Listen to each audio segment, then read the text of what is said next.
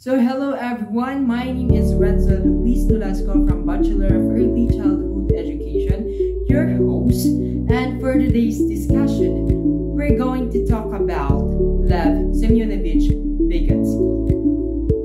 But before that, I'm going to introduce the panelists. Let's start with Angela May Lorenzo, Charlene Iris, Ralph Macron Lianes Magno, and Shira May Badilio.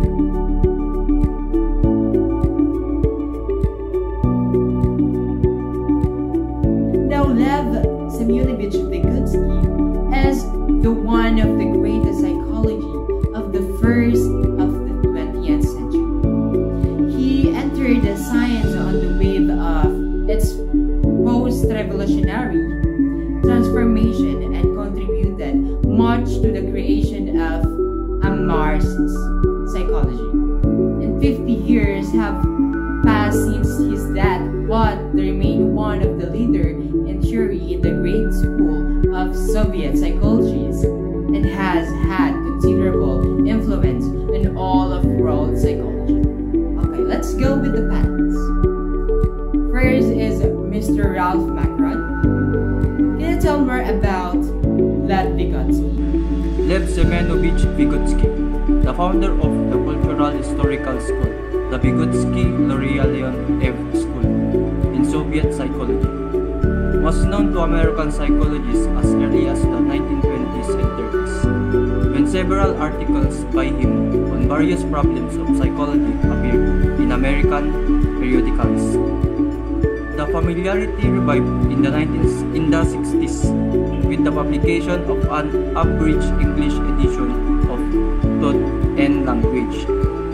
Vygotsky's views are now beginning to be seen as an alternative to behaviorism, which is in retreat, and to the influential concepts of Piaget, in which general biological factors are regarded as the driving force of development of the child's intelligence, and the specific role of the socio-cultural environment is not taken into account. What is this cultural historical theory in Lev Vygotsky? Ms. Charlene Iris, can you tell us? At the core of Vygotsky theory, called the cultural historical theory, is the idea that child development is the result of the interactions between children in their social environment. These interactions include those with parents and teachers, playmates and classmates, and brothers and sisters.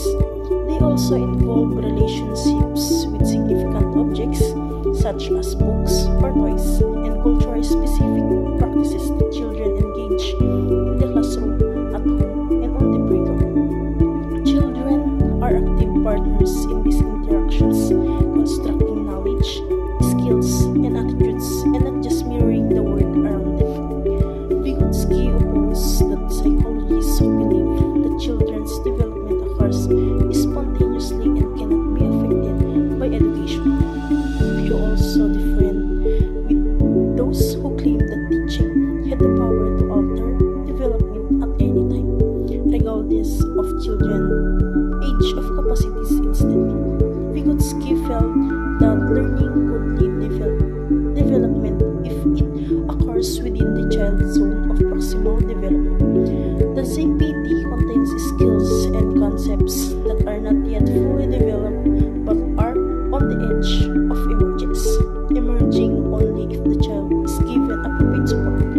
For the skills and concepts that lie outside a child's ZPD, even significant instructional efforts may fail to produce developmental gains, which is this theory is very important to every young child. Now, Vygotsky recognized that the kind of assistance needed to help children develop new skill and concept within their zone of proximal development, or the ZPD, took different forms for children of different ages.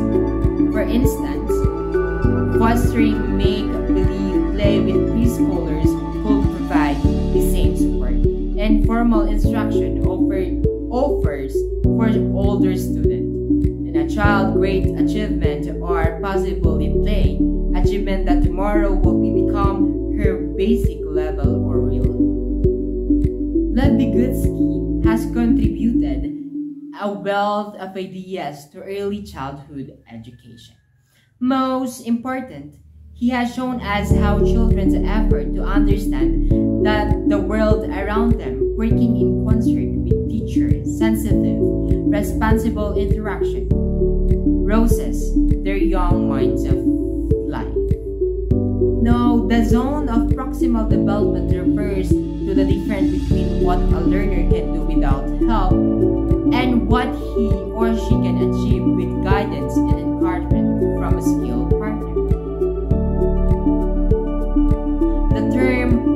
The term proximal refers to those skills that learner is close to mastery. So dito sa zone proximal development ay dito natin makikita ang mga bata na yung gusto nilang i-achieve is minamaster nila. Na tayo mga guro or bilang isang guro or parent ay tayo pa rin yung mag-guidance sa kanila to master their own achievement. Like for example, pag may ginagawa silang mga assignments, hindi tayo yung gagawa mismo, kundi sila yung gagawa. Tayo lang yung magpa-facilitate or mag-guidance sa mga bata. Let's go with Shaira May Padilla. Can you tell more about the supporting development through play in Lev Vygotsky? Miss Angela May Lorenzo, what is this scaffolding in Lev Vygotsky? Ngayon, dumako naman tayo sa scaffolding. You may have heard the term scaffolding as it applies to big buildings, remodels, and renovations. But did you know that it also has to do with child development? The term scaffolding is a structure or a guidance that will help someone build confidence and push their limits to develop new skills and accomplish tasks. Now, there are three main features of scaffolding. The first one is the contingency. It is where the teacher evaluates the student's performance and provides appropriate support in a specific tasks. The second one is the fading. It is where students become able to carry out tasks independently. And lastly, the transfer of responsibility. It is when the responsibility of performing tasks is gradually transferred from teachers to students. As the learner's ability increases, the amount of help decreases accordingly. So, the importance of scaffolding. When a teacher can scaffold strategy in teaching learning activity in classroom, it differently helps students to become self-regulated, independent, and a problem solver, which ultimately helps in upgrading the quality learning outcomes and cognitive development of students.